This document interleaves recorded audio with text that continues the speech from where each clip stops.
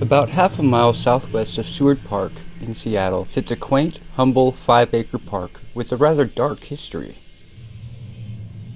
Judge Everett T. Smith bought what would become Martha Washington Park in 1889. He built a home there he would name Morningside.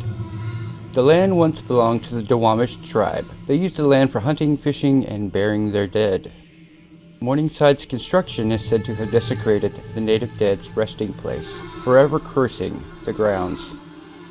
Smith sold the land in 1920 to the Seattle School District. The Martha Washington School for Girls, a reform school turned facility for bad girls, operated here until 1971. For decades, the brick structure had asylum-like atrocities upon society's discarded young women. These unfortunate students would never receive justice for the crimes experienced here. Considered insane, which then largely meant discarded from society, the girls fell victim to abusive adults who knew they could get away with it. Formal records were not kept here. A caretaker went on a rampage during this time, assaulting several students and tragically raping and murdering one of them.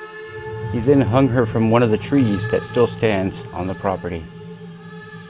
Shortly afterwards, in 1957, the state took over and continued operations until 1971.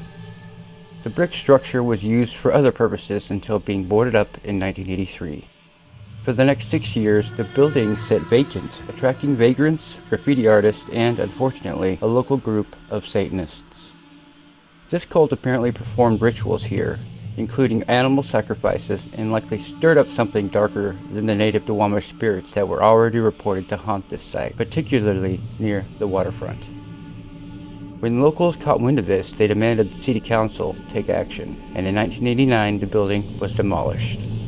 Some elements from the past remain, but to visit the park during the day, one would not consider the acreage to hold such a sordid past.